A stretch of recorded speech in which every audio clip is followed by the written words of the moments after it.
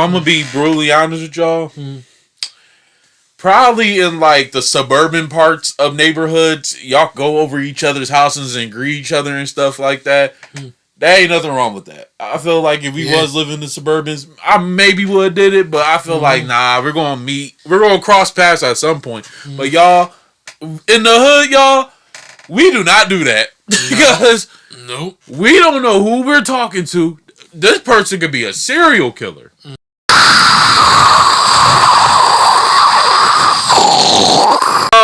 Look, y'all. I got the Voodoo Mountain Dew. Happy Halloween month, man.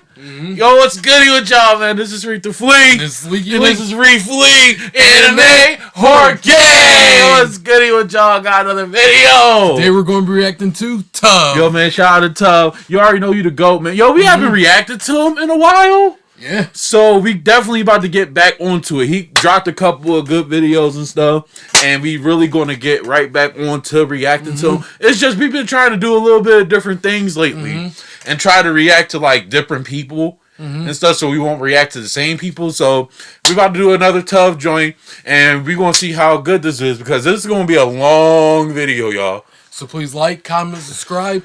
Join our big happy family. Yes, join the family. Anime Horror Gang. Once you join the family, you're a supreme god. You're a loser. You're a supreme loser, man. You straw hat loser. Yeah. Like, you already know, man. Yo, please join the family. You already know. We love y'all so much. Thank y'all for y'all support, man. Let's enjoy this Halloween month, man. This Halloween spirit, man.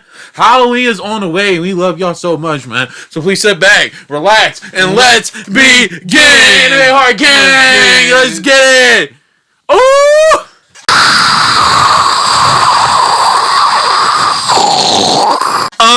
What's good with y'all?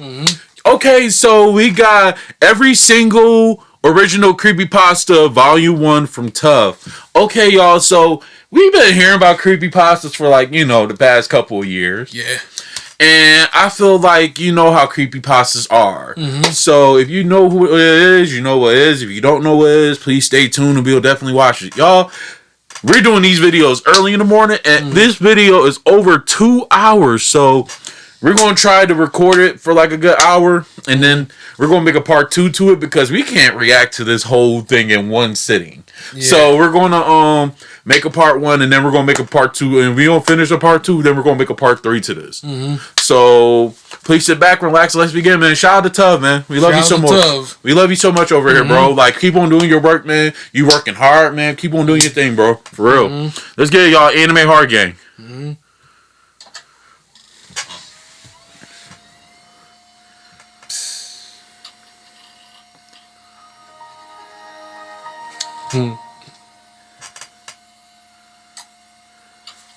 Wait a minute. Creepypastas go as far back as the 1990s and originally began as chainmail. You know, the classic, forward this to 10 people or something bad will happen type of stuff. Oh, yeah. Taking off when the internet became more mainstream, with the term even coming from copy pasta. Get it?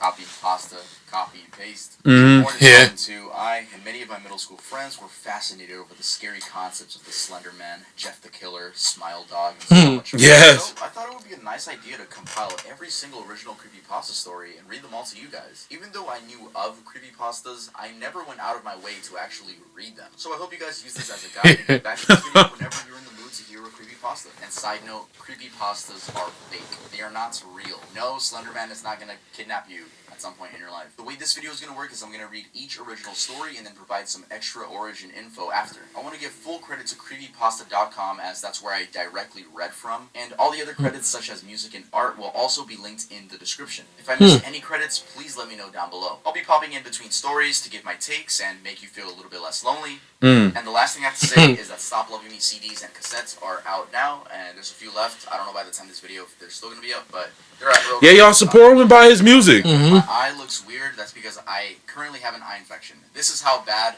my face looks. Ooh, man. So, it's calming down now. I feel better. Thanks for asking. Are you guys ready for my longest video ever? Let's get started. Yeah.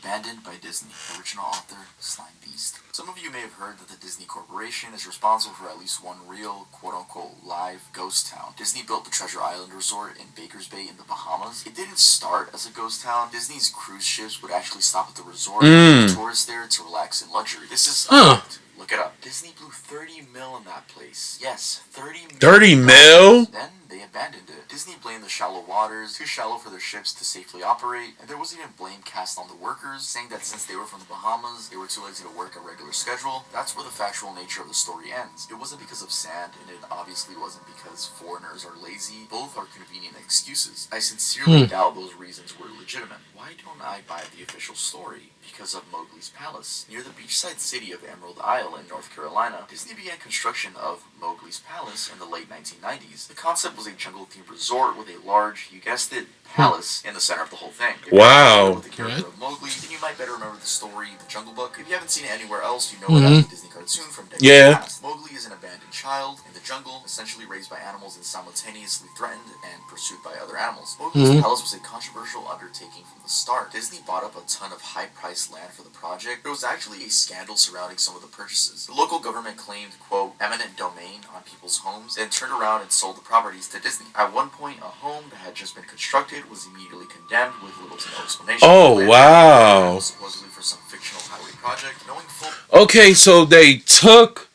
people's homes that was already built, and then they sold it all to them, and then they just built this. So y'all built all this, and y'all just got rid of the land? Like, y'all just abandoned it? That's 30 million down the drain. That's crazy. I'm not wasting no 30 million on the land, and then I'm not going to use it. Not going to keep up with it. Like, I'm going to use it. Like, you know. What was going on, people started calling it Mickey Mouse Highway. Then there was the concept art. A group of stuffed shirts from Disney Co. actually held a city meeting. They intended to sell everyone on how lucrative this project was going to be for everyone. When they showed the concept art, this gigantic Indian palace surrounded by jungle, staffed with men and women in loincloths and travel gear, well, suffice to say everyone flipped their shit. We're talking about a large Indian palace, jungle, and loincloths, not only in the center of a relatively wealthy area, but also a somewhat xenophobic area of the southern USA. It was a questionable mix at that point in history. One member of the crowd tried to storm the stage, but he was quickly subdued by security after he managed to break one of the presentation boards over his knee. Disney took that What? and essentially broke it over its knee as well. The houses were raised, the land was cleared, and there wasn't a damn thing anyone could do or say about it. Local TV and newspapers were against the resort at the beginning, but some insane connection between Disney's media holdings and the local venues came into play, and their opinions turned on a dime. So anyway, Treasure Island, the Bahamas. Disney sunk those millions in and then split. The same thing happened with Mowgli's Palace. Construction was complete. Visitors actually stayed at the resort. Surrounding communities were flooded with traffic and the usual annoyances associated with an influx of lost and irritated tourists. Then it all stopped. Disney shut it down and nobody knew what the hell to think. But they were pretty happy about it. Disney's loss was pretty hilarious and wonderful to a large group of folks who didn't want this in the first place. I honestly didn't give this place another thought since hearing it closed over a decade ago. I lived maybe 4 hours from Emerald Isle, so really I only heard the rumblings and didn't experience any of it firsthand. Then Oh, I read wow. from someone who had explored the Treasure Island Resort and posted a whole blog about all the crazy shit he found in there. Stuff just left behind. Things smashed, defaced, probably ruined by the disgruntled former employees who had just lost their jobs. Hell, the locals from all around probably had a hand in wrecking that place. People there felt just as angry about Treasure Island as folks here about Mowgli's Palace. Plus, there were rumors that Disney had released their aquarium stock into the local waters when they closed, including sharks. Who wouldn't want to take a few swings at some merchandise after that? Well, what I'm getting at is this blog about Treasure Island got me thinking. Even though many years had passed since its closing, I figured it might be cool to do some urban exploration at Mowgli's Palace. Take some photos, write about my experience, and probably see if there was anything I could take home as a memento. I'm not gonna say I wasted no time in getting there, because honestly it took me another year after I first found that Treasure Island article to get around to going up to Emerald Isle. Over the course of that year, I did a lot of research on the Palace Resort, or rather, I tried to. Naturally, no official Disney site or resource made any mention of the place. That had been scrubbed clean. Even more odd, however, was that nobody before myself had apparently thought to blog about the place or even post a photo. None of the local TV or newspaper sites had one word about the place. Though that was to be expected since they had all swung Disney's way. They wouldn't be out there lauding their embarrassment, you know? Recently, I learned that corporations can actually ask Google, for example, to remove links from search results, basically for no good reason. Looking back, it's probably not that nobody spoke about the resort, but rather their words were made in accessible. So in the Oh, end, I wow. could barely find the place. All I had to do was go on an old as hell map I'd received in the mail back in the 90s. It was a promotional item sent out to people who had recently been to Disney World, and I guess since I had been there in the late 80s, that was recent. I didn't really intend to hang on to it. It just got shoved in with my books and comics from my childhood, but only remembered it months into my research. And even then, it took me another few weeks to locate the storage bin my parents had shoved it all into. But I did find it. Locals were no help, as most were transplants who moved to the beach in recent years, or old residents who just sneered at me and made rude gestures the second I managed to say, "Where would I find Mowgli's?" Yeah. The drive took me through an inordinately long corridor of overgrowth. Tropical plants that had run rampant and overpopulated the area mixed with the native species of flora that actually belonged there and had tried to reclaim the land. I was in awe when I reached the front gates of the resort. Tremendous, monolithic wooden gates whose supports to either side looked like they must have been cut from giant sequoias. The gate itself had been engaged in several places by woodpeckers and eaten away at the base by burrowing insects. Hanging on the Oh my gates God. metal some random scrap with hand-painted letters scrawled in black. Abandoned by Disney. Clearly the handiwork of some past local or employee who wanted to make some small protest. The gates were open enough to walk through, but not drive. So grabbing my digital camera and the map, whose flip side showed a layout of the resort, I set off on foot. The inner grounds of the place were just as overgrown as the entryway. Palm trees stood unattended and ragged among piles of their own coconuts. Banana plants similarly stood in their own stinking, bug-riddled refuse. There was this sort of clash between order and chaos, as carefully planted rows of perennial flowers mixed with obnoxious tall weeds and stinking, blanking mushrooms. All that remained of any outdoor structures were broken. Rotting wood and various charred bits of unidentifiable material. What was most likely an information booth or an outdoor bar was now simply a pile of assorted debris, chopped up by past vandalism and ravaged by weather. The most interesting thing on the grounds was a statue of Baloo, the friendly bear from the Jungle Book, which stood in a sort of courtyard in front of the main building. He was frozen in the pose of making a wave toward no one, staring into empty space with a silly, toothy grin as bird shit covered whole swaths of his fur and vines and swore his platform. I approached the main building, the palace, only to find the outside of the building covered in graffiti, where the original paint hadn't peeled and I'm not going for. I know it's scary as hell out there, bro. Yeah. I'll be scared. or the gaping maw where they had been. Someone had once Can you imagine being there at night or something? Wish I could tell you about all the Yeah, I saw in the palace. Not alone. Not alone. Me and you gonna be together, but I'm just saying in general, like, I'm not going there by myself. So stark, so bare, that I actually think people had stolen the molding off the walls. Anything that was too big to steal, counters, desks, fake. Whoa. Y'all telling me y'all are so into stealing something, y'all stole the moldings off the wall? That's weird. What difference is that gonna make? That's not nothing showing that you've been there. Y'all can steal moldings off the wall from anywhere. like, come on, like. Resting amid this empty echo chamber that amplified my every step like a slow radical. That's stupid. Floor plan and headed to all the locations. Can you imagine we're in somewhere that's expensive that like a place bought that we know worldwide bought this place, but they left it down and ran through and abandoned. Can you imagine us going in there talking about, oh, let's get the mold on the wall, let's get the mold on the wall. Yeah. Like, oh, we can sell this on the black market. No. Oh, let's get the mold on the wall. Yeah. I be looking like dude, that's stupid, bro. Hey, what can you, man? What can you do? Food prep area with all the appliances and space. Yo, chipping off. Can you imagine they really sat there chipping the molding off the wall? The entire place smelled like very old. That's just way too much work right there. Thank you. Like, I'll just steal like an item or something like that, like a toy or something. Probably for mean cuts of meat. And as I Don't steal, y'all. Don't steal. Look, but I'm just saying in general, like, I would have took that. But the movements were slow and small, that it was almost impossible to see. I figured it had been caused by my footsteps, so I stopped one from swinging by clutching it in my fist and carefully letting go. But within seconds, it started to swing once more. The bathrooms were in much the same state as the rest of the place. Just like the Treasure Island Resort, someone had methodically smashed each porcelain. Wait a minute, what happened?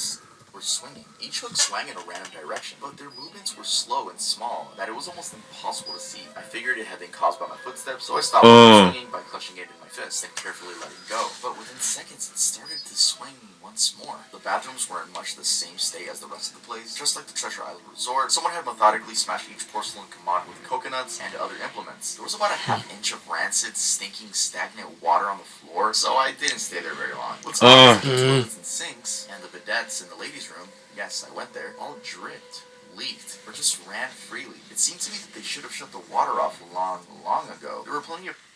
This is a real B&H birthday story. Oh, wow. For our customer service since 1973.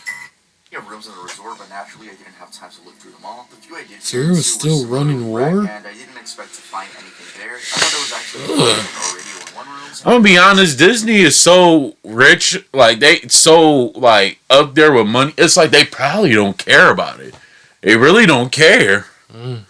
Like, you know what I'm saying? Once they left it abandoned, it was kind of like whatever. Yeah. My own breathing echoing in the silence, or just another case of the sound of flowing water playing tricks on the mind. This is what it sounded like. I didn't believe it. I didn't know that. Your father told me. I know, that sounds ridiculous. What?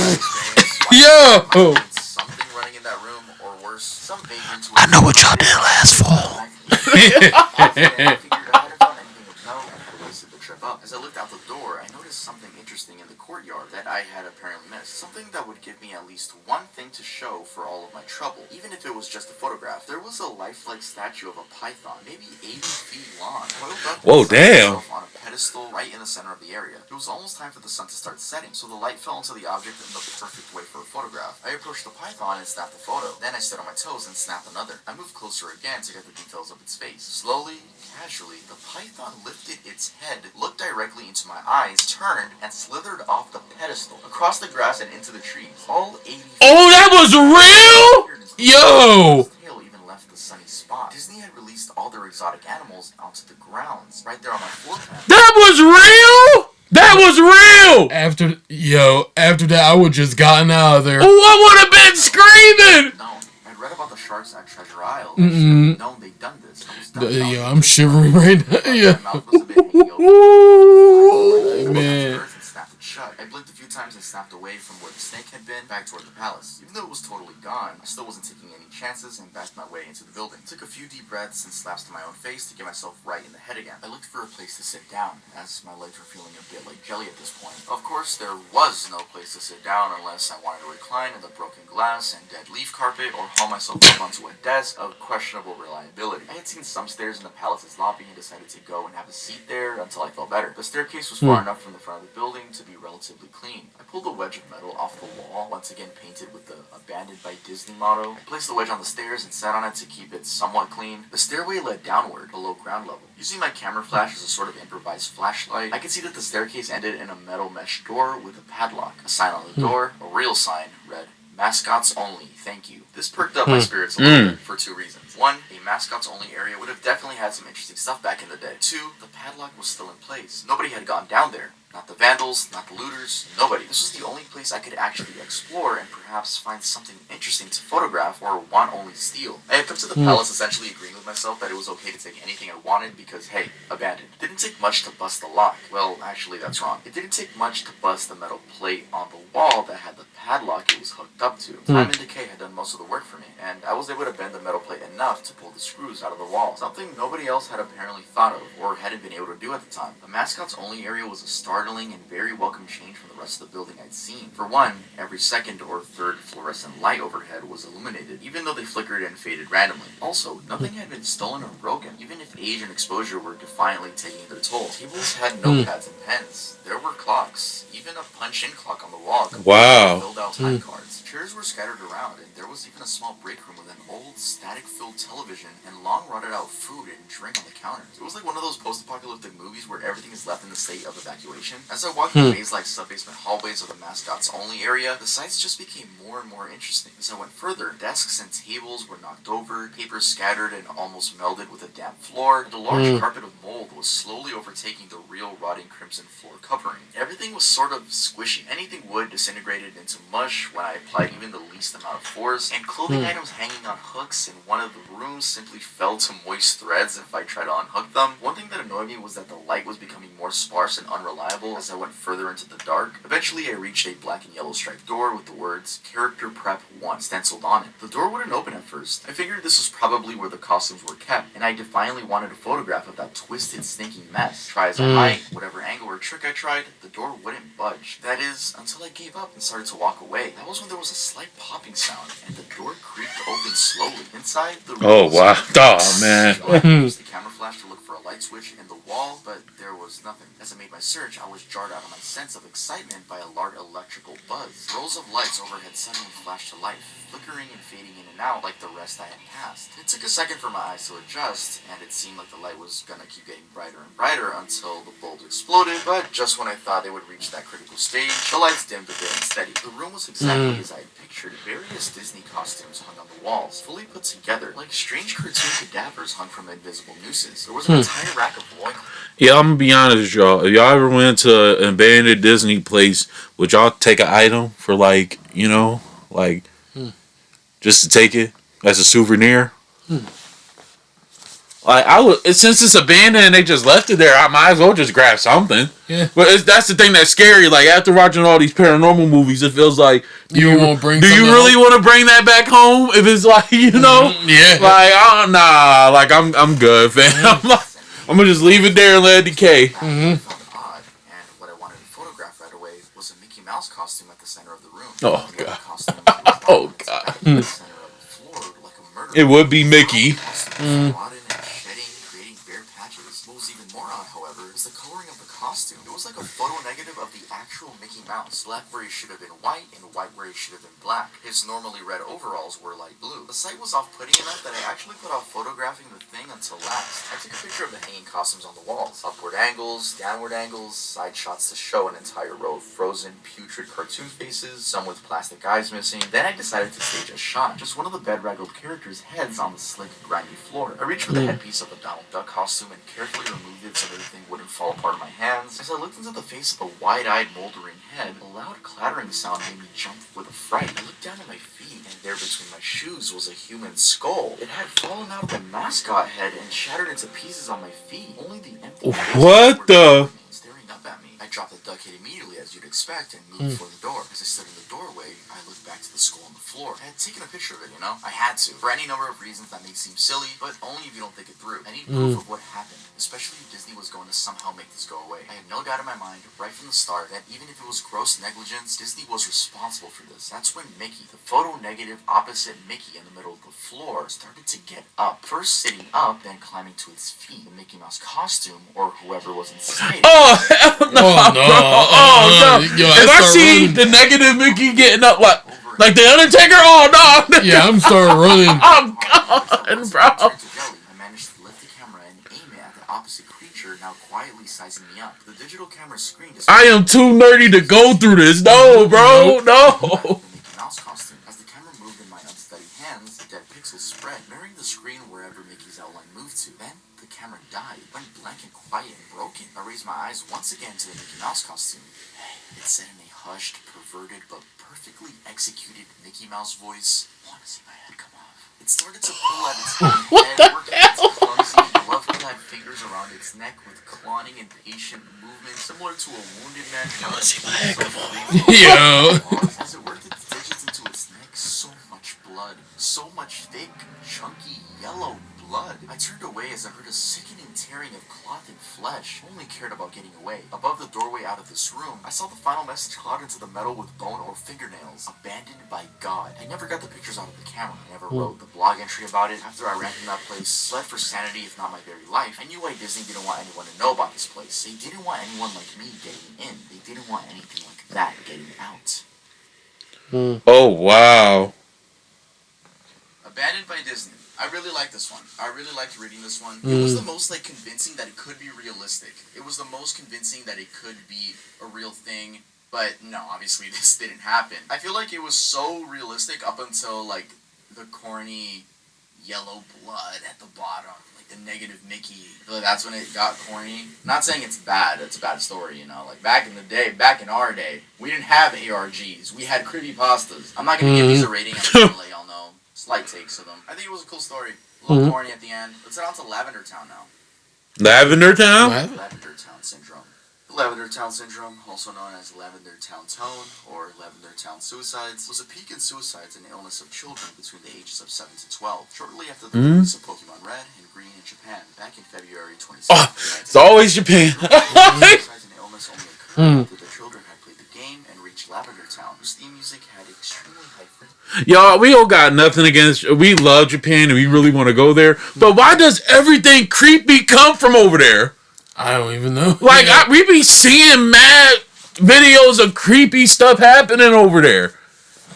if y'all from Japan and y'all watching this and y'all hang with us down there, yo, don't take us to none of that, man. You probably can, but y'all protect us at all costs. Studies showed that only teens and young children can hear since their ears are more sensitive. Due to Lavender Town, at least 200 children supposedly committed suicide, and many more developed illnesses and afflictions. The children usually did so by hanging or jumping from heights. Those who did not act Dang. severe headaches after listening to Lavender Town's theme. Although Lavender Town now sounds differently Yeah. in the game, this mass hysteria was caused by the first Pokemon game release. After the Lavender Town incident, programmers had fixed Lavender Town's theme music to be at a lower frequency, and since the children were no longer affected by it, one video appeared in 2010 using special software to analyze the audio of Lavender Town's music. When played, the software created images of the U-Now near the empty audio. This raised a controversy since the U-Now didn't appear until the Generation 2 game. Silver, Gold, and Crystal. The U-Now translate to Leave Now. There's also said to be a beta version of Lavender Town. It said that the beta version of Pocket Monsters was released to some kids to test the games. Hey, what are you doing? I'm editing my video with you when we're done. What kind of YouTube videos? I'm just being honest, like Japan is like we heard some scary things, man. Y'all, we heard some scary things from Japan. If y'all from Japan and y'all watching this, please tell us some stories that been happening down there, and we could definitely check it out. Or like if there's any videos, we could definitely check it out and we can react to it. We see each other once more. I know this one was like, this is the shortest one. The Lavender Town was the shortest one. Why am I wearing shades? You already know. I showed you my eye. Here it is again. There you go. But Lavender Town. I actually used to believe this one when I was a kid. I can say that about a lot of these. But I used to believe the Lavender Town one. And obviously this is fake. This is not real. There is no denying that the Lavender Town song is genuinely pretty creepy. It's a pretty creepy song. Yeah, is that night? Yeah. So let's head on over to Sonic.exe. Sonic, yeah. Oh god, Sonic.exe. not Sonic. I'm a total Sonic the Hedgehog fan, much like everyone else. Sega. I don't think I've ever played glitchy or hacked games before, though I love the Sonic. experience I had. It started on a nice summer afternoon. I was playing Sonic Unleashed. I liked how you get to explore towns in it until I noticed, out of my peripheral vision, that the mailman had arrived. I loved it, but that shit was hard. The mailbox was a CD case for computers and a note. I took it inside. Like once you keep on going, you can't stop. And I love when he goes fast as hell. Yeah. 2 weeks. I know that because I recognized his handwriting, though it was weird how it looked. It looked badly written and scratchy and somewhat difficult to read, as if Kyle was having a hard time writing it down and did it in a hurry. This is what he wrote. Tom, I can't take it anymore. I had to get rid of this thing somehow before it was too late, and I was hoping you'd do it for me. I can't do it. He's after me. And if you don't destroy this CD, he'll come after you too. He's too fast for me. Please, Tom, destroy this godforsaken disc before he comes after you too. It's too late for me. Destroy the disc and you'll destroy him, but do it quick, otherwise he'll catch you. Don't even play the game. What? Just destroy it, please, Kyle. Well, that was certainly weird. Even though Kyle is my best friend and I haven't seen him in 2 weeks, I didn't do what he asked me. I didn't think that a simple gaming disc would do anything bad to him. After all, it's just a game, right? Boy, was I wrong about that. Anyway, I looked at the disc and it looks like any ordinary computer CDR disc, except it had black marker on it written Sonic.exe, and it was much unlike Kyle's handwriting, meaning that he must have gotten it from someone else, like a pawn shop or eBay. When I saw Sonic on the writing of the CD, I was actually excited and wanted to play it since I'm a big Sonic fan. I went up to my room and turned on my computer and put the disc in and installed the game. I mean, he warned you. Yep. It was the first Sonic game. I was like, awesome, because like I said earlier, I like the classics. The first thing I noticed that was out of place was when I pressed start. There was a split second when I saw the title image turn into something much different, which I now consider horrifying. Look, Sega 666. Oh man. It's black. The sky had darkened. The title emblem was rusted and ruined. The Sega 1991 was now instead Sega 666. The water had turned red, like blood, except it looked hyper-realistic. But the freakiest thing was that in that split second, Sonic's eyes were pitch black and bleeding, with 2 glowing red dots staring right at me. His smile had stretched wider up to the edge of his face. I was rather disturbed about the image. Oh my god, this do look disturbing. After it cut to black, it stayed like that for about 10 seconds or so. And then another weird thing happened. The save file select from Sonic the Hedgehog 3 popped up. And I was like, what the fuck? What's this doing in the first Sonic game? Yeah. The background was the dark, cloudy sky of the Bad Stardust Speedway level from Sonic CD, and there were only 3 save files. The music was that creepy caverns of winter music from Earthbound, only it was extended and seemed to have been in reverse. And the image for the save Oh, file hell was no. the level you're on is just red static for all 3 files. What freaked me out was the character select. It showed only Tails, Knuckles, and to my surprise, Dr. Robotnik. Now, I was sure that something was up. I mean, who plays Robotnik? Yo, I fuck with Knuckles. I love Knuckles. Mm-hmm. Tail was cool, but I fuck with Knuckles. Yeah. It was really creepy, but as a smart gamer, I wasn't scared, or at least tried not to be. I told myself that it was just a hacked game and there was nothing wrong with that. Anyway, shaking off the creeped out feeling, I picked file 1 and chose Tails and got started. The game froze for about 5 seconds and I heard a creepy pixelated laugh that sounded an awful lot like that Kefka guy from Final Fantasy before cutting to black. Oh, man. About 10 seconds or more. Then it showed the typical level title thing, except the simplistic shapes were different shades of red and the text showed only Hill, Act 1. The screen faded in and the level title vanished, revealing Tails in the Green Hill Zone from Sonic 1. The music was different though. It sounded like a peaceful melody in reverse. Anyway, I started playing and had Tails running like you would in any of the classic Sonic games. What was odd was that as Tails was running along the level, there was nothing but flat ground and a few trees for 5 minutes. That was when the peaceful music started to lower down into slow, deep tones very slowly as I kept going. I suddenly saw something and I stopped to see what it was. It was one of the small animals lying dead on the ground and bleeding. That was when the music started to slow down. Tails had a shocked and saddened look on his face. Oh my god. So I had to move along, and he kept that worried look on his face. As he kept moving, I saw more dead animals as Tail moved past them, looking more and more worried as the music lowers and he moves past more dead animals. This make you don't even want to play it. Yeah. Somebody killed him in rather gruesome ways. The squirrel was hung on a tree with what appeared to be his intestines hanging out. A bunny had all 4 of his limbs torn off, and a duck had his eyes gouged out. Yep, I'm turning the game off. Yeah. Once I see Tails set, I'm turning the game off. Yeah. Nope. I'm breaking that disc. Yeah. No more animals, and the music seemed to have stopped. I still kicked Tails to continue. After a minute passed after the music stopped, Tails was running up. Y'all, you know what's so disgusting? Y'all been playing this for a couple of seconds and you still haven't collected the ring yet. And then you up with Sonic.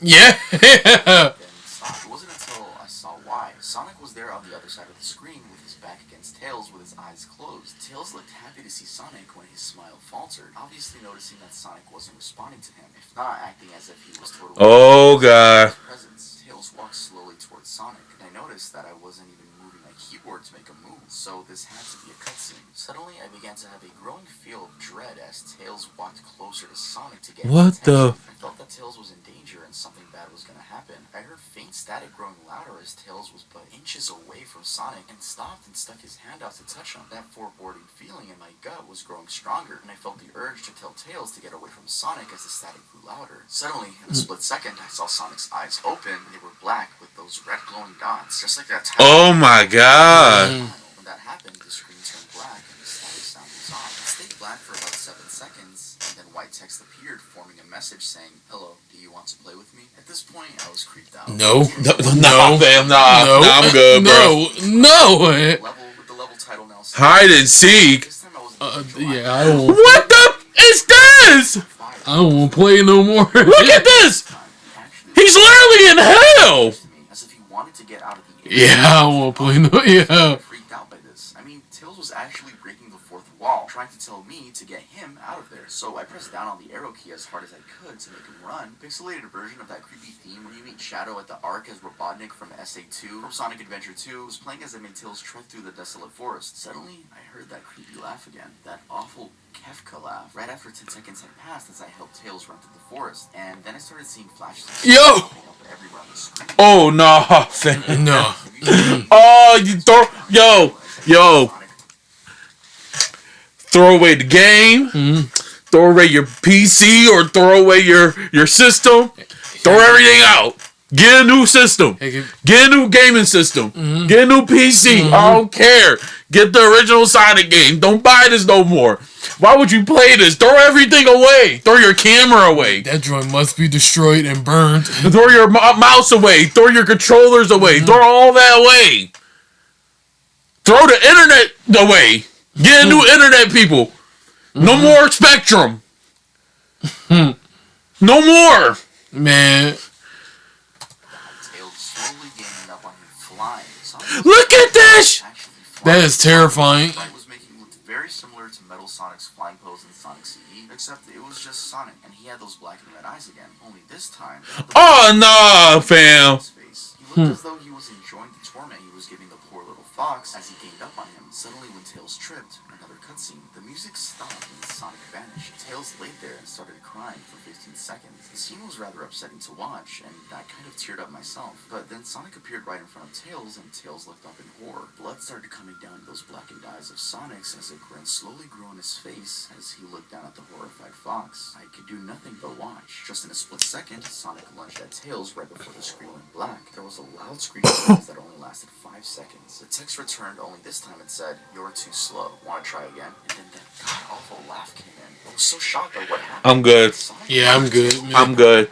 He couldn't have. I am They were good. supposed to be best friends, right? Why did Sonic do that to him? I shook the shock off as I was brought back into the character select screen. The save file that had Tails was different though. Tails was No, not Knuckles, no! The screen itself, which was flickering with that red static. Tails' expression scared me. His eyes were black and bleeding. His orange fur had gone black, and he had an expression of anguish on his face. Trying to ignore it, I picked Knuckles next. No, not Knuckles, no! I stayed there for another 10 seconds. This time the level said, "You can't run." I was really freaked out by now. I couldn't really tell if it was And you're still playing this? kind of sick joke or anything really, but despite my fear of what happened next, I kept playing. The next level looks so much different. It had the ground of the scrap brain zone, but the sky back. Come on, Knuckles, you can do it. Dark. You about to get bodied. The most. It sounded like Gygas' theme right after you beat Pokey in Earthbound. I also noticed that Knuckles looked just as afraid as Tails did, though not as much. More rather a little unnerved. He broke the fourth wall just like Tails, and it looked like he wasn't sure about going on, but I made him move anyway. He ran down the straight pathway in this dark level, and as he did, the screen started to flicker red static a couple times, and then that maddening laugh came in again. Then, after a few seconds of running, I noticed several bloodstains on the metallic ground. Oh! A sense of fear again, thinking something horrible was going to happen to Knuckles. He looked nauseated walking down this bloodstained road, but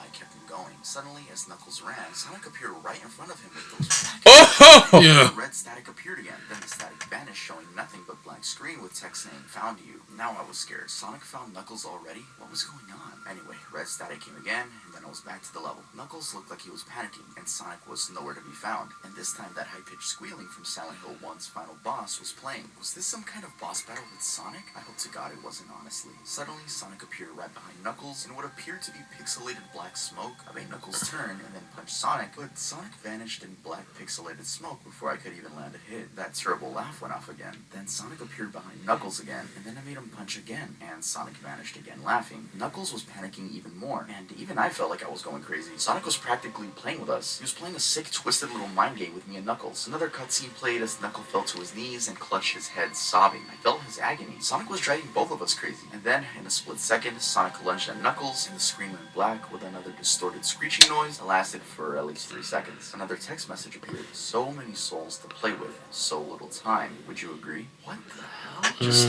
what's Oh, I know this is fake, but this is feeling so real. I was too scared to think that. I was brought back by the main menu, and this time, the second file box had Knuckles in the TV screen. His red fur had darkened to a reddish gray, his dreadlocks were dripping with blood, and his eyes were black and bleeding too. And he had a look of sadness on his face. I began to think that those are the actual characters trapped in those TV screens on the save files, but I couldn't believe it. I didn't want to believe it, so I shut the game off and took a break. I took a nap. Wish I hadn't, because I then began to have the most disturbing nightmare. I was in pitch black darkness, so I was under the light given off by a lamp hung high above the head. Oh, no! There was some stuff like, "Help us," and "What did you give us to him?" and "Run away before he gets you too." Nope. Nope. Nope. Stay away! Oh, no. Oh my god. Get away. Oh my god. Yeah. Looking around for the source of the voice. Mm-mm. Flickering in and out in several directions. "You can't run, kid. You're in my world now, just like the others." When he grabbed me and I saw his bleeding black and red eyes, along with that grin, I woke up with a fright. After a couple of hours, I decided to continue playing the game. I don't know why, but I had to figure out why this was happening, so I turned on the computer, turned on the game, and selected Robotnik next. I still thought that was wacky, playing as Robotnik, but anyway. Right. The title appeared again, and this time it said ... which I found really freaky. This time I was in some kind of hallway. It didn't really look like it was from any of the classic Sonic games, though it had that pixelated style. The floor was shiny and checkered, the walls were dark and grayish purple, with animated candlelights, and a few dark bloodstains here and there. There was a dark red curtain hanging above the top part of the screen. Every 12 seconds or so, that red curtain sways very slowly, but whenever you're playing the game, you can barely see it move. The music was oddly pleasant, the piano playing a rather sad yet peaceful song, but I knew better. This was the song that played in Hill Act 1, only it wasn't in reverse. Robotnik didn't look entirely nervous like Tails and Knuckles did, but he had a suspicious look on his face, as if he was a bit paranoid. He did a little animation when I just left him standing, turns his head to the left and then to the right at least twice, and then shrugs at me, as if he has no idea where he was or what was going on. Even though I was scared out of my mind about what was going to happen, I had Robotnik continue onward. He did his usual running animation. You know, when you've beaten him at the end of a classic Sonic game and then you chase him, as we continued going through the hallway. Then I stopped to look at a long flight of stairs leading down. Thank you, those stairs are steep. I wouldn't even want to go down there. As I went Robotnik down the stairs, I noticed that the walls had gotten a lot more darker and more reddish. The red torches are now an eerie blue. Then we landed onto another hallway. This one was longer than the last one, or at least it felt like it. And then we headed down another flight of stairs down. This one was much longer. It took at least 1 full minute. And then I heard that horrid laugh again, and the music slowly faded until it was quiet. As it did, the walls turned more dark red, and the torches were a black flame now when Robotnik landed onto the third hallway. Okay, this is not good, man. Son, if I was really like doing what he was doing, he did Knuckles in the red static. The red static lasted for about 15 seconds, and then it showed me a really unpleasant image. The image showed what seemed to be yeah, get away from me. What the fuck? Yo, what the fuck is this? Oh no. That's favorite person's worst nightmare right there. Can you imagine you sleeping, you just seen that? His face, God, the most horrifying smile I'd ever seen. And that's saying something, considering I saw that image at the start of the game. His eyes were wide and black. Sonic the dub hog. Like he about to dub you. Staring into my mind, his grin was wide and demonic. It literally stretched to the sides of his face. Except Sonic had fangs, very sharp fangs, much like the Werehog's teeth, except more vicious looking, somewhat yellowish. And from the look of it, he had stains of blood and small bits of flesh on his lips and fangs as if he ate some animal. Study that gruesome image for a good eyes off it. I felt as if he was actually looking at me, smiling at me. That face, it just took 10 seconds for it to etch itself into my brain for good. Then the screen flickered with red static again 3 times, and on the 3rd time, I heard the Kefka laugh. Except this time it sounded distorted, demonic even. It went back to the image again, except this time there was text, though it was messed up. It was pretty much one of the most horrifying things I looked at since I had this game. I am God. It was when I read that message when it hit me.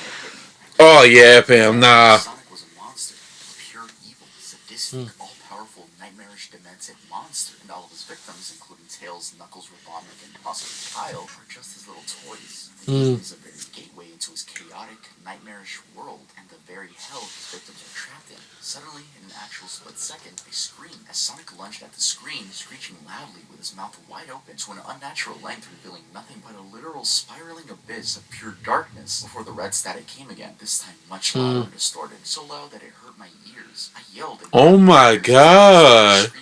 Dude, that is unsettling. Showed nothing but a black screen. As I sat there staring at the black screen, one last text came up. Ready for round 2, Tom? The Kefka laugh, now sounding more clear as if Sonic was right behind me, played again 3 times as I looked at that text in shock and confusion. Then I got booted back to the main menu, and this time the 3rd save file had a TV image of Robotnik in the same tormented state as Tails and Knuckles. Robotnik's skin turned a dull gray, his mustache... Robotnik? Oh man, he's supposed to be the... expression on his face. I looked at Tails, Knuckles, and Robotnik, and I cried a bit.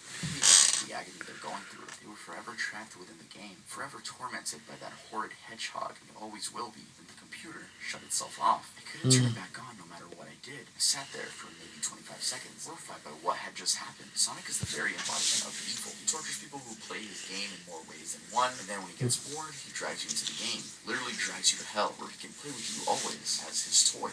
Get the game out of my computer. It gets stuck in there, but at least I managed to turn it back on now. After I sat there for 25 seconds, I heard a voice right behind me, like a whisper. Oh, it's stuck on your computer? Oh, yeah. Man, time for you to get rid of it. Throw everything away. I'm telling you, it's over. Smiling, with bloodstains under its eyes. Oh, my God.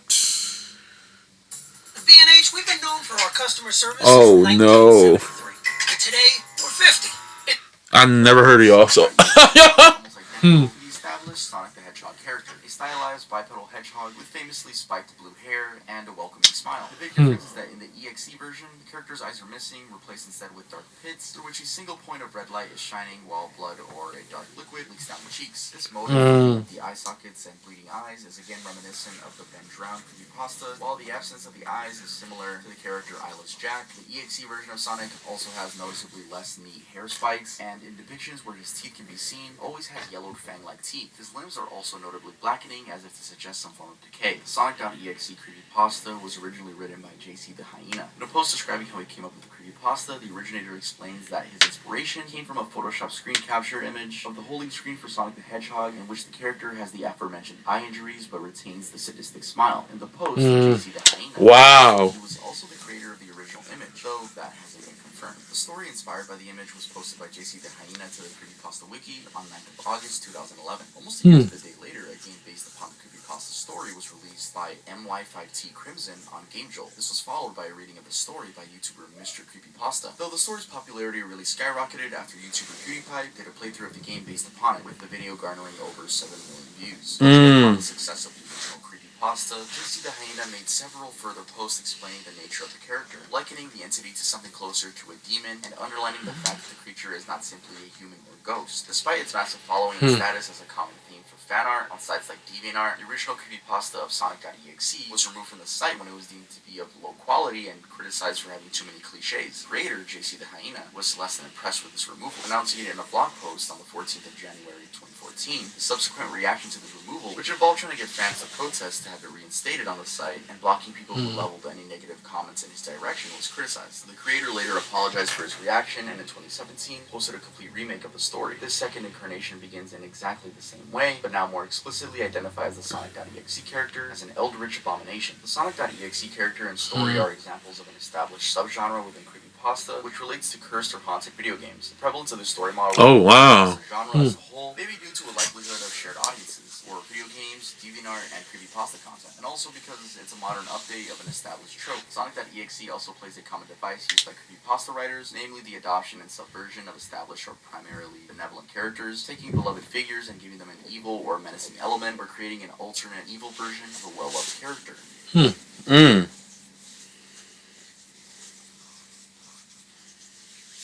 So that was one of my personal favorite creepypastas of all time, just because the fact that it was actually a real game, and it's just a nostalgic factor. Without the nostalgic factor, it's still a good creepypasta story. Yeah. That one I Thank you. Gameplay footage in the background, so credit to the person that I got the gameplay footage from, but I tried making it line up with whatever I was saying in the story, so I hope you guys enjoyed that. I think it was a little bit corny. Word of the video was corny, by the way.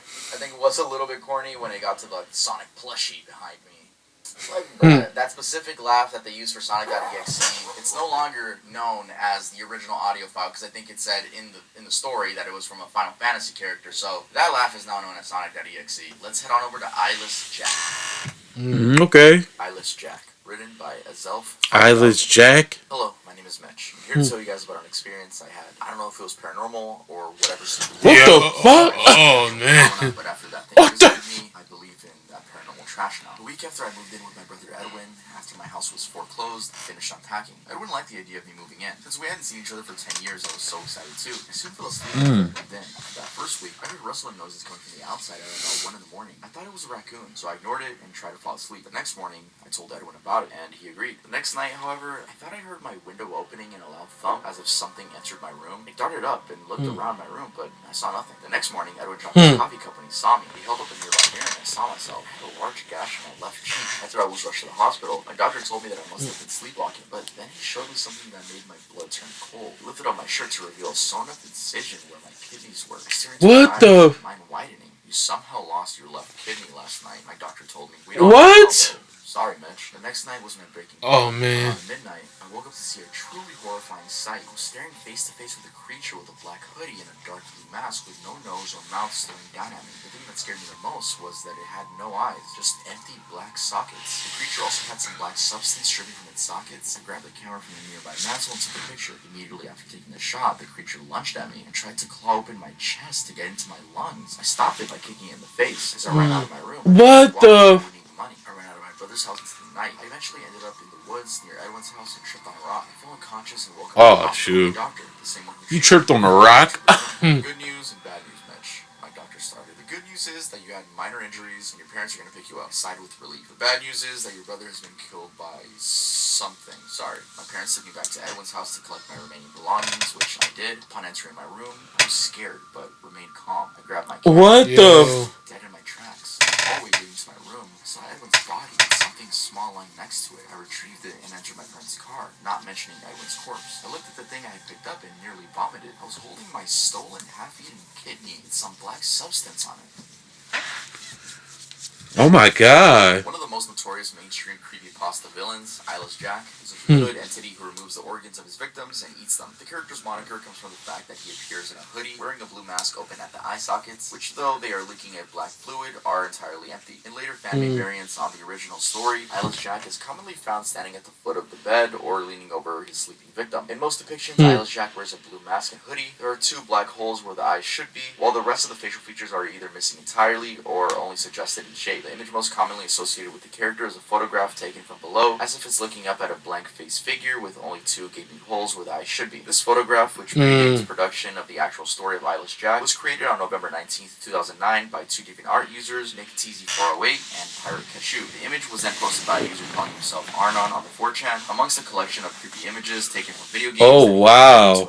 Found on 4chan/vboard. The collection was labeled as Nightmare Fuel and significantly featured the as yet nameless character. The image was posted on June 7th, 2010, and wouldn't be attached to a story until February 2012. Like many creepypasta I couldn't imagine sleeping and seeing that over my bed. Thank you. The actual story of Eyeless Jack came after or was inspired by the image. That story Yo, if I would have seen that over me and I'm sleeping in the bed and I seen that, I would have been like, yeah! Pasta by a user named Zelf on February 25th. Yeah! I'll be shook! Yeah. Get stolen and at least partially eaten human organs. The story gained in popularity, helped by the reading on YouTube by Mr. CreepyPasta in March of 2012. Interestingly, the original creepypasta was removed by its creator in the wake of the original Jeffrey Killer story being removed, with its author expressing a desire to remove it himself before the advent of the site could. Wow.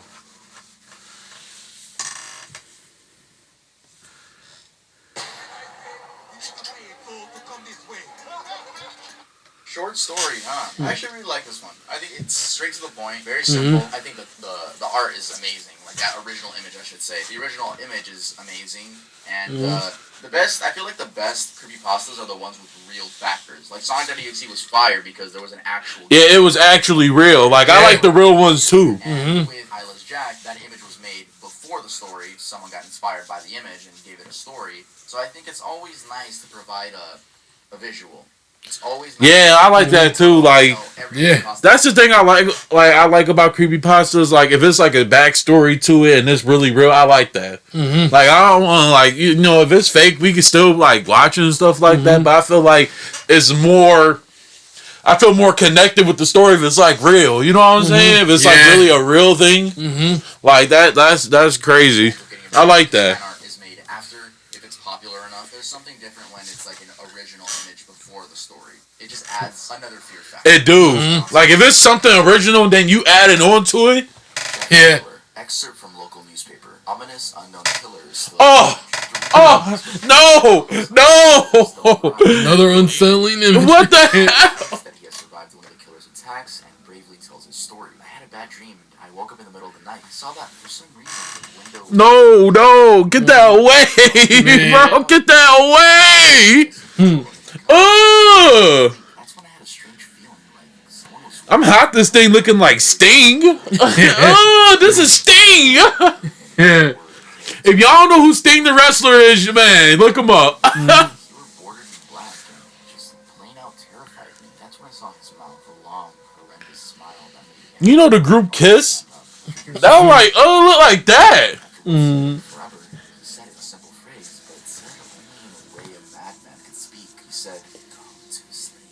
I let out a scream. That's what sent him at me. He pulled up a knife, aiming it at my heart. He jumped on top of my bed. I fought him back. I kicked, I punched, I rolled around, tried to knock him off me. That's when my dad busted in. The man drew the knife. It went into my dad's shoulder. The man probably would have finished him off if one of the neighbors hadn't alerted the police. They drove into the towards the door. The man turned and ran down the hallway. hallway, I heard a smash, like glass breaking. As I came out of my room, I saw the window that was pointing towards the back of my house. That thing's lips is disgusting, bro. I can tell you one thing. I'll never forget that face. Those cold, evil eyes and that psychotic smile. I just couldn't imagine waking up seeing that. Like, I would lose my mind.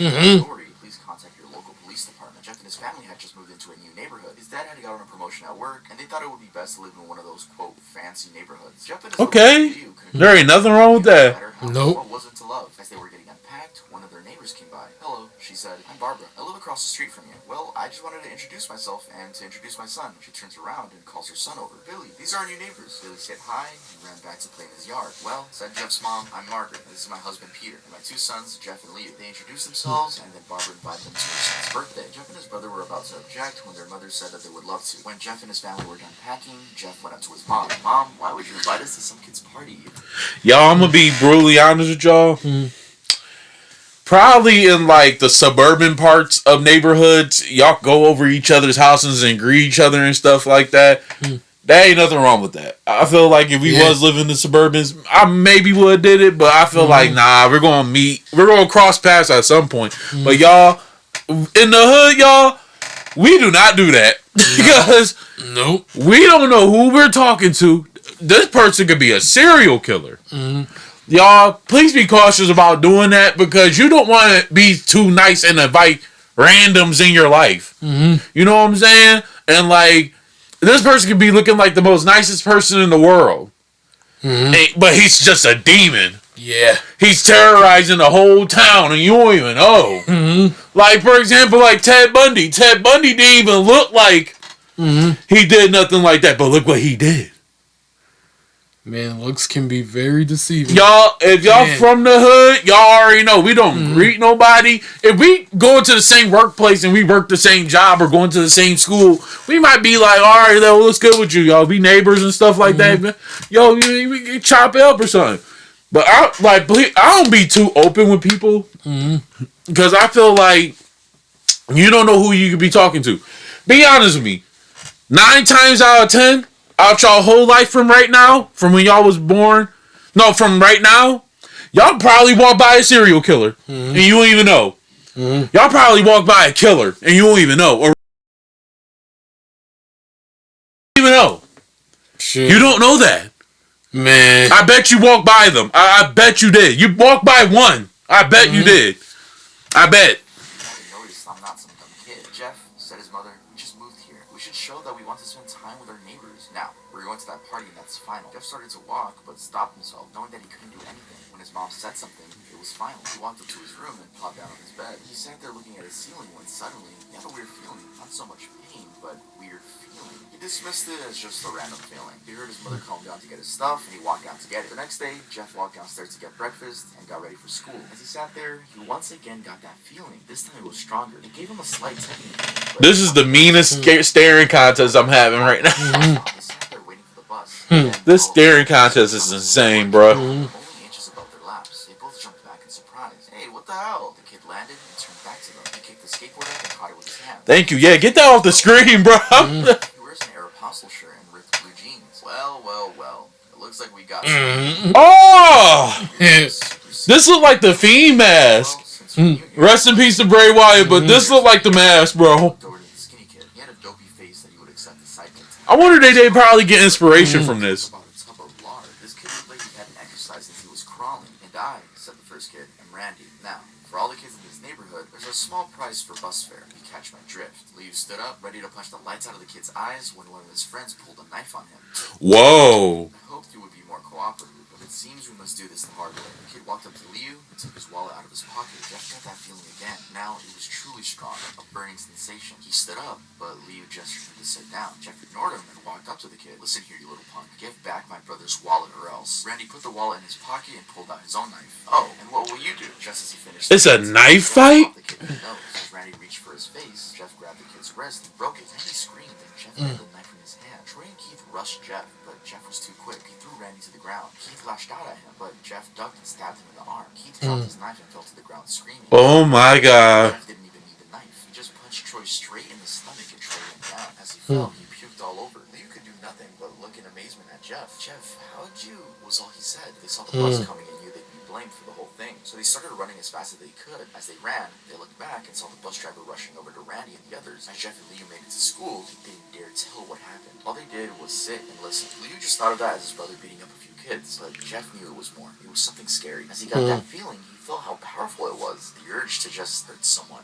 He didn't like how it sounded. Yeah, bro, like. He felt that strange feeling go away and stay away for the entire day of school. Even as he walked home due to the whole thing near the bus stop and how now he probably wasn't going to be taking the bus anymore, he felt happy. When he got home, his parents asked him how his day was, and he said in a somewhat ominous voice, it was a wonderful day. Next morning, he heard a knock at his front door. He walked down to find 2 police officers at his door, the mother looking back at him with an angry look. Jeff, these officers tell me that you attacked 3 kids, that it wasn't regular fighting, and that they were stabbed. Stabbed, son! Jeff's gaze fell to the floor, showing his mother that it was true. Mom, they were the ones that pulled the knives on me and Liu. Son, said one of the cops, we found 3 kids, 2 stabbed, 1 having a bruise on his stomach, and we have witnesses proving that you fled the scene. Now, what does that tell us? Oh, God. You could say him and Liu had been attacked, but then there was no proof of them not being attacked in the first place. They couldn't say they weren't fleeing, because truth be told, they were. So Jeff couldn't defend himself or Liu. Son, call down your brother. Jeff couldn't do it since it was he who beat up all the kids. Sir, it was me. I was the one who beat up the kids. Liu tried to hold me back, but he couldn't stop me. The cop looked at his partner, and they both nodded. Well, kid, it looks like a year in juvie. Wait, says Liu. They all looked up to see him. Oh, goodness. A year in juvie? Locked him on Liu. It was me. I beat up those little punks. I have the marks to prove it. He lifted up his sleeves to reveal cuts and bruises as if he was in a struggle. Son, just put the knife down, said the officer. Liu held up the knife and dropped it to the ground. He put his hands up and walked over to the cops. No, Liu. Wow. I did it. Jeff had tears running down his face. Huh. Poor bro. Can I take the blame for what I did? Well, take me away. The police led Liu out to the patrol car. Liu, tell them it was me. Tell them. I was the one who beat up those kids. Jeff's mother put her hands on his shoulders. Jeff, please. You don't have to lie. We know it's Liu. You can stop. Jeff watched helplessly. Oh, damn. Inside. A few minutes later, Jeff's dad pulled into the driveway, seeing Jeff's face and knowing something was wrong. Son, what is it? Jeff couldn't answer. His vocal cords were strained from crying. Instead, Jeff's mother walked his father inside to break the bad news to him as Jeff wept in the driveway. After an hour or so, Jeff walked back into the house, seeing that his parents were both shocked, sad, and disappointed. He couldn't look at them. See how they thought of Liu when it was his fault. He just went to sleep, trying to get the whole thing off his mind. 2 days went by, with no word from Liu at JDC, no friends to hang out with, nothing but sadness and guilt. That is until Saturday, when Jake was woken up by his mother with a happy, sunshiny face. Jeff, it's the day, she said as she opened up the curtains and let light flood into his room. What's the day? Asked Jeff as he stirs awake. Why, it's Billy's party. He was now fully awake. Mom, you're joking, right? You don't expect me to go to some kid's party after... There was a long pause. Jeff, we both know what happened. I think this party could be the thing that brightens up the past few days. Now get dressed. Jeff's mother walked out of the room. Yeah, I mean, but it's like, man, like after all that, you really want to go to a party, like, you know? But like, she's trying to lighten the mood up. Why would they wear such fancy clothes to a kid's party? Son, is that all you're going to wear? Said Jeff's mom. Better than wearing too much, he said. His mother pushed down the feeling to yell at him and hit it with a smile. Now, son, we may be overdressed, but this is how you go if you want to make an impression, said his father. Jeff grunted and went back. Well, I feel like to a kid's party, why is we getting all suited? Like, to a kid's party, you know what I'm saying? Like, like just go to Chuck E. Cheese or something like that, or y'all having a backyard joint or front yard joint, throw on regular clothes. No kids don't want to play in those suits and stuff. Like, if I'm going to a party, and I know it's a little kid's party, I'm not wearing no suit, bro. Yeah. Like, I'm wearing... whatever I want to wear. Just like, casual. Yeah, like this. Like, y'all, I'm going in a t-shirt and some shorts. Like, I'm not going in no suit. You crazy? I don't care how preppy it may sound, but I'm not going like that. Like, Yeah. first impressions just show your personality. They knocked on the door and it appeared that Barbara, just like his parents, was way overdressed. As they walked inside, all Jeff could see were adults, no kids. The kids are out. What? Jeff, how about you go and meet some of them, said Barbara. Jeff walked outside to a yard full of kids. They were running around in weird cowboy costumes and shooting each other with plastic guns. That sounds lit. Suddenly, a kid came up to him and handed him a toy gun and hat. Hey, wanna play? He said. No, kid, I'm too old for this stuff. The kid looked at him with a weird puppy dog face. Please, said the kid. Fine, said Jeff. He put on the hat and started to pretend to shoot at the kids. At first, he thought it was totally ridiculous, but then he started to actually have fun. It might not have been super cool, but it was the first time he had done something that took his mind off Liu. So he played with the kids for a while until he heard a noise, a weird rolling noise. then it hit him. Randy, Troy, and Keith all jumped over the fence on their skateboards. Jeff dropped the fake gun and ripped off the hat. Randy looked at Jeff with a burning hatred. "Hello, Jeff, is it?" he said. "We have some unfinished business." Jeff saw his bruised nose. "I think we're even. I beat the crap out of you, and you got my brother sent to JDC." Randy got an angry look in his eyes. "Oh no, I don't go for even. I go for winning. And you may have kicked your ass." Oh no, fam! Don't come back. Don't come back trying to start more drama. Like, bro, okay, we're even, bro. You did this to me. I did that to you. Let's just leave it alone, bro. Why are you trying to come back for round 2? But I feel like, okay, if you want to come back for round 2, there's going to be on and popping. You talk about you want to win. I'm going to make sure I win. Man, bro, just take an L. That's the problem. They can't. People can't take an L now these days, y'all. I'm putting it on God. They don't. Running out of the house, Troy and Keith both pulled guns out of their pockets. Oh! Fly, they said. Randy pulled a knife on Jeff and stabbed it into his shoulder. Jeff screamed and fell to his knees. Randy started kicking him in the face. After 3 kicks, Jeff grabs his foot and twists it, causing Randy to fall to the ground. Jeff stood up and walked towards the back door. Troy grabbed him. "Need some help?" He picks Jeff up by the back of the collar and throws him into the patio door. As Jeff tries to stand, he's kicked down to the ground. Randy repeatedly starts kicking Jeff until he starts to cough up blood. "Come on, Jeff, fight me." He picks Jeff up and throws him into the kitchen. Randy sees a bottle of vodka on the counter and smashes the glass over Jeff's head. "Fight!" He throws Ooh. Jeff into the living room. "Come on, Jeff, look at me." Jeff glances up, his face riddled with blood. "I was the one who got your brother sent to JDC, and now you're just gonna sit here and let him rot in there for a whole year? You should be ashamed." Jeff starts to get up. "Oh, finally!" Oh, yeah, we gotta spark it, bro. Vodka on his face. Once again, he gets that strange feeling, the one in which he hasn't felt for a while. "Finally, he's up," says Randy as he runs at Jeff. That's when it happens. Something inside Jeff snaps. His psyche is destroyed. All rational thinking is gone. All he can do is kill. He grabs Randy and pile drives him to the ground. He gets on top of him and punches him straight in the heart. The punch causes Randy's heart to stop as Randy gasps for breath. Jeff hammers down on him, punch after punch. Blood gushes from Randy's body until he takes one final breath and dies. Everyone's looking at Jeff now. Oh my God. I got a question. How come nobody stopped this? Exactly. But if you got like guns and like real guns and people smashing bottles over here, it's like, do you really want to step in there? Why wasn't the police called?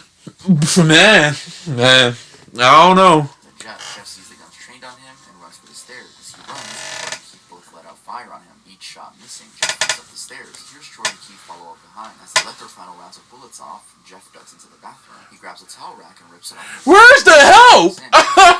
Troy swings his knife at Jeff, who backs away and bangs the towel rack into Troy's face. Troy goes down hard, and now all that's left is Keith. He's more agile than Troy, though, and ducks when Jeff swings the towel rack. He dropped the knife and grabbed Jeff by the neck and pushed him into the wall. A thing of bleach fell down on top of him from the top shelf. Oh, why does this picture look like this? That thing smiling like Jack Hama. Yeah.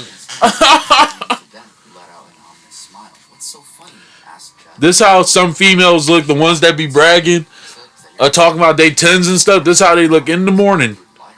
Like, yo. Flames ignited the alcohol in the vodka while the alcohol burned him. The bleach bleached his skin. Jeff let out a horrible screech as he caught on fire. He tried to roll out the fire, but it was no use. The alcohol had made him a walking inferno. He ran down the hall and fell down the stairs. Everybody started screaming as they saw Jeff, which was now a man on fire, dropped to the ground. Oh, wow. Jeff saw was his mother and the other parents trying to extinguish the fire. That's when he passed out. When Jeff woke, he had a cast wrapped around his face. He couldn't see anything, but he felt a cast on his shoulder and stitches all over his body. He tried to stand up, but realized that there was some tube in his arm, and when he tried to get up, it fell out, and a nurse rushed in. "I don't think you can get out of bed just yet," she said as she put him back in his bed and reinserted the tube. Jeff sat there with no vision, no idea of what his surroundings were. Finally, after hours, he heard his mother. "Honey, are you okay?" she asked. Jeff couldn't answer though. His face was covered, and he was unable to speak. "Oh, honey, I have great news. After all the witnesses told the police that Randy confessed of trying to attack you, they decided to let you go." This made Jeff almost bolt up, stopping halfway, remembering the tube coming out of his arm. "He'll be out by tomorrow, and then you two will be able to be together again." Jeff's mother hugs Jeff and says her goodbye. The next couple of weeks were those where Jeff was visited by his family. Then came the day where his bandages were to be removed. Family members were all there to see it, what he looks like. As the doctors unwrapped the bandages from Jeff's face, everyone was on the edge of their seats. He waited until the last bandage holding the cover over his face was almost removed. "Let's hope for the best," said the doctor. He quickly pulls the cloth, letting the rest fall from Jeff's face. Jeff's mother screams at the sight of his face. Liam and Jeff's dad stare awestruck at his face. "What? What happened to my face?" Jeff said. He rushed out of the bed and ran into the bathroom. He looked in the mirror and saw the cause of the distress. His face. It's horrible. His lips were burnt to a deep shade of red. Oh my God. His hair sings from He slowly put his hand to his face. It had a sort of leathery feel to it now. He looked back at his family, then back to the mirror. Jeff, said Lou, it's not that bad. Not that bad, said Jeff. It's perfect. His family was equally surprised. Jeff started laughing uncontrollably. His parents noticed that his left eye... It's perfect? Oh, you menace. Are you okay? I've never felt more happy. Look at me. That's crazy. Yeah. So, if I woke up and my face was like that, I'll be so distraught, bro. You look like the Joker, bro. Like, yo, that's not cool. His face goes perfectly with me. He couldn't stop laughing. He stroked his face slowly, looking at it in the mirror. What caused this? Well, I recall that when Jeff was fighting Randy, something in his mind, his sanity, snapped. Now he was It's perfect. crazy killing machine. His parents looked out after and said Jeff's mom, is my son alright? You know, in the head? Oh yes. This behavior is typical for patients that have taken very large amounts of painkillers. If this behavior doesn't change in a few weeks, bring him back here, and we'll give him a psychological test. Oh, thank you, doctor. Jeff's mother went over to Jeff. Jeff, sweetie, it's time to go. Jeff looks away from the mirror. His face still formed into a crazy smile. His mother took him by the shoulder. He looking like a fiend waiting for his next itch. Like, bro. Her son wore. Now they were clean of blood and stitched together. Jeff's mother led him to his room and made him put his clothes on. Then they left, not knowing that was the final day of life. Later that night, Jeff's mother woke to a sound coming from the bathroom. It sounded as if someone was crying. She slowly walked over to see what it was. When she looked into the bathroom, she saw a horrendous sight. Jeff had taken a knife and carved a smile into his cheeks. Jeff, what are you doing? Asked his mother. Jeff looked over to his mother. I couldn't keep smiling, Mommy. It hurt after a while. Now I can smile forever. Jeff's mother noticed his eyes, ringed in black. Jeff, your eyes. His eyes were What the? I couldn't see my face. I was tired. My eyes were starting to close. Burned out the eyelids so I could forever see myself. My new face. Jeff's mother slowly started to back away. Oh! He was going insane. What's wrong, Mommy? Aren't I beautiful? Oh, stop it! What's wrong, Mommy? I'm a beautiful. Oh my god. You're No. a monster. Aren't I beautiful? Yes, son. She said. Yes, you are. Let me go get Daddy so he can see your face. She answered. Oh my god, this is not okay! She stopped as she saw Jeff in the doorway holding a knife. Mommy, you lied. That's the last thing they hear as Jeff rushes them with the knife, cutting both of them. His brother Liu woke up, startled by some noise. Oh! So he just shut his eyes and tried to go back to sleep. As he was on the border of slumber, he got the strangest feeling that someone was watching him. He looked up before Jeff's hand covered his mouth. He slowly raised a knife, getting ready to plunge it into Liu. Liu thrashed here and there, trying to escape Jeff's grip. Shh. Jeff said, just go to sleep. So when it comes to the Jeff the Killer image, which is the most popular thing surrounding Jeff the Killer, not really the story itself, that image took a life of its own. You know, the main question is, where did the image come from? For some time, it was believed that the photograph was a Photoshop manipulated image of a girl identified as Katie Robinson. The story went that this young girl, who was considered by some internet trolls to be overweight, was eventually driven to suicide by online bullies. Oh, wow. The basis for the most widely known Jeff the Killer image. It's a tragic story, which though it exists entirely separate from the Jeff the Killer creepypasta, an even more sinister aspect and legitimate reason, find the image unnerving. You know what? I take all that back for laughing at her because I didn't know this, and like I feel like, yo, you better apologize too, bro. Cause I didn't know she was getting cyberbullied, and then they took her image and made it into this. Oh yeah, I definitely take that back. Yeah. As not only a deceased girl, but a victim of the same species of bullying that the fictional. Oh wow. That's not really the story. It's just a rumor. The Katie Robinson story and the entire idea of the Jeff the Killer image. That's sad. Wow. Rest in peace to her. The photograph alleged to belong to the unfortunate Miss Robinson is actually a girl named Heather White. It was confirmed that the images alleged to have been manipulated have nothing to do with the famous image of Jeff the Killer. Another theory which gained traction in recent years is that the original photograph was of an unnamed Stickum girl. This girl, who was alleged to have been crying for attention, was said to have used images in which the flash from her camera or monitor illuminated and overexposed her face, giving it the bleached out white appearance familiar to the Jeff the Killer images. Her image was subsequently screenshotted and adopted by another anonymous user, who then posed as her using her photograph to ask, "Am I pretty?" responding to what seemed to be a naked self-promotion or hunting for sympathy clicks. Viewers of the That is weird, bro. How you gonna take a picture of a girl that passed away, y'all cyberbullying them, and then someone took it and turned it into that's so messed up. Farthest back anyone has been able to trace the image is to a Japanese site called pya.cc, where two versions of the image were found. Both faces are noseless, though one had added contour shading around the eyes and the area where the nose would be. It's also been noted that the two images have different eye shapes, with one looking more like the eyes from a stuffed toy or cartoon character. Wow. This is my comeback. Wow. Start yours at PurdueGlobal.edu.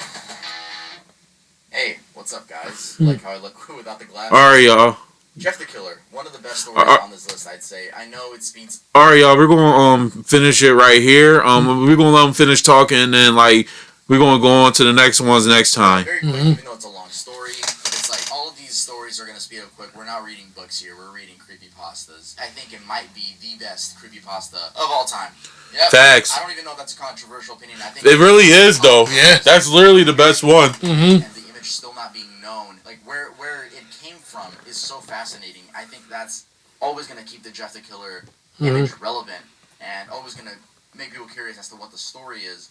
Though I never really knew about that story. I didn't care. I just seen the image like growing up, but I never knew the backstory of it too. Like, you know. But I realized I Yeah. could cuss in this video, so yeah, I fucked with it. Have y'all noticed that I'm actually like putting effort into like my voice acting in this video? I don't know if y'all noticed, but I've been putting some effort into my voice acting. Y'all know I got a show coming out, a cartoon coming out by the end of this year. All right, stop. You guys don't have to remind me about 2 Gay Cats. It's coming out by the end of this year. I promise you. If not early next year. But it's like we're working on it. Anyway, Jeff the Killer is the best creepypasta of all time. Anyway, let's head on to the rake. Alright, y'all, so we're going to do the rake and all the rest of the stories next time.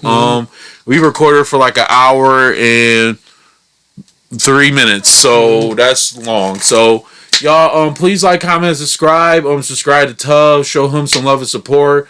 Buy his CDs. You already know he's making music and stuff. And support us as well, man. Please be a part of our family. Anime Horror Gang. We would love for y'all to be a part of the family and be a part of something great over here. So please enjoy the Halloween month. Halloween is on the way. Halloween. We got some special things happening. We're about to shoot some vlogs and stuff and do some fun stuff and everything. You already know. So please join the family. We love y'all so much. See y'all next time. See you next time. Deuces.